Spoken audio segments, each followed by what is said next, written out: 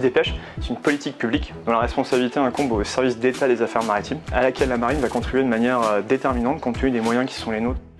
La police des pêches, eh bien, ça va être potentiellement une opération de visite, donc l'envoi d'une équipe de visite à bord d'un navire de pêche.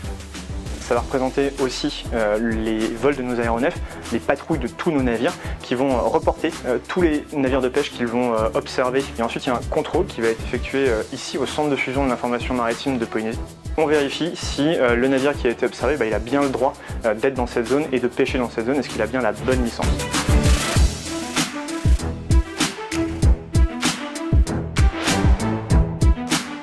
L'objectif fondamental de la pôle pêche, tel que conduit par les FAPF, il est triple. Le premier, c'est un impératif de souveraineté.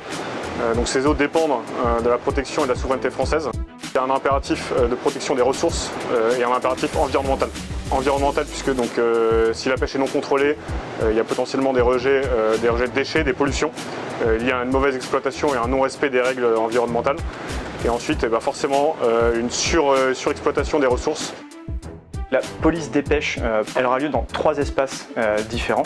En ZE de Polynésie, donc en zone économique exclusive de Polynésie, donc au plus proche de notre territoire. Deuxième espace dans lequel on va travailler sera en dehors de notre ZE. On va travailler au profit des organisations régionales de gestion des pêches qui permettent d'assurer une gestion durable de la ressource. Le troisième espace dans lequel on va travailler, ce sera dans les zones économiques exclusives d'autres États, les petits États insulaires du Pacifique. On vient en soutien de leur action.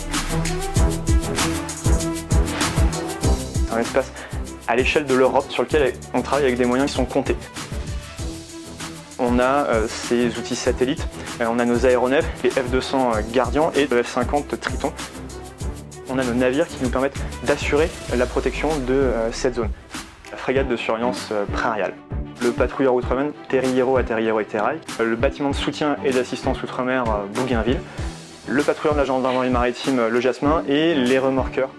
Le principal défi pour les forces armées en Polynésie française en matière de police des pêches, ça va être l'étendue de la zone de responsabilité de notre espace de travail.